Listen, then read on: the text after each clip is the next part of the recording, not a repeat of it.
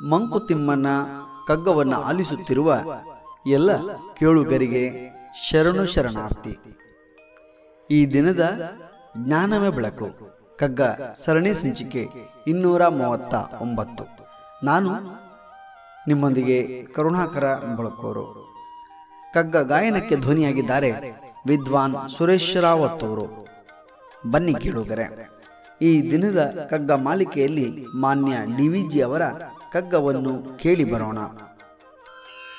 ಸೃಷ್ಟಿ ಕಥೆ, ಕಟ್ಟು ಕಥೆ, ವಿಲಯ ಕಥೆ, ಬರಿಯ ಕಥೆ. ಸೃಷ್ಟಿ ಕಥೆ, ಕಟ್ಟು ಕಥೆ, ವಿಲಯ ಕಥೆ, ಬರಿಯ ಕಥೆ. ಹುಟ್ಟು ಸಾವುಗಳುಂಡೆ ಪುರುಳಿನೆರಡು ದಶೆ.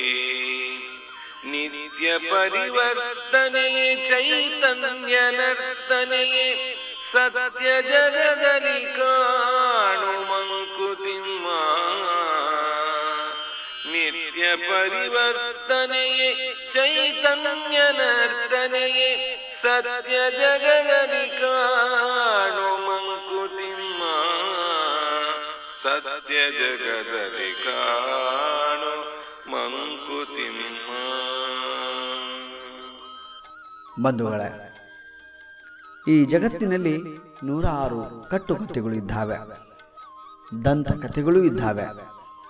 ಈ ಜಗತ್ತು ಇಂದು ಸೃಷ್ಟಿಯಾಯಿತು, ನಾಳೆ ಲಯವಾಗುತ್ತದೆ ಎಂಬ ವಿಚಾರಗಳು ಜನಸಾಮಾನ್ಯರಿಗೆ ಹೇಳುವುದಕ್ಕಾಗಿಯೇ ಕಥೆಗಳು ಹುಟ್ಟಿಕೊಂಡಿದ್ದಾವೆ. ಈ ಭೂಮಿಯ ಮೇಲೆ ಹುಟ್ಟು ಮತ್ತು ಸಾವುಗಳು ಎನ್ನುವಂಥದ್ದು ಪರಬ್ರಹ್ಮನ ಒಂದು ಸಾರದ 2 ದಶೆ ಅಷ್ಟೇ. ಸೂರ್ಯ ಚಂದ್ರರು ಇರುವ ತನಕ ಅದು ಸತ್ಯವಾಗಿಯೇ ಇರುವಂತಹದ್ದು. ಪರಿವರ್ತನೆ ಈ ಜಗದ ನಿಯಮವಾಗಿದೆ. ಇಲ್ಲಿ ಸತ್ಯದ 2 ಕ್ರಿಯೆಗಳು ನಡೆಯುವುದನ್ನು ನಾವು ಸೂಕ್ಷ್ಮವಾಗಿ ಗಮನಿಸಬೇಕು.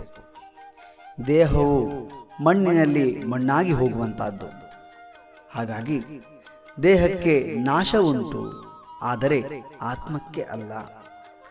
ಆತ್ಮವು ದೇಹದಿಂದ ದೇಹಕ್ಕೆ ಪರಕಾಯ ಪ್ರವೇಶಿಕೆಯನ್ನು ಪಡೆಯುತ್ತದೆ.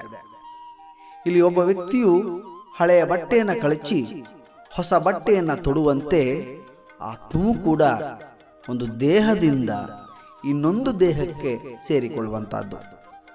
ಇದನ್ನೇ ಕಗ್ಗದಲ್ಲಿ ಮಾನ್ಯ ಡಿವಿಜಿ ಅವರು ಹುಟ್ಟು ಸಾವುಗಳೊಂದೇ ಹುರುಳಿನೆರಡು ದಶೆ ಎಂದು ಉಲ್ಲೇಖಿಸುತ್ತಾರೆ.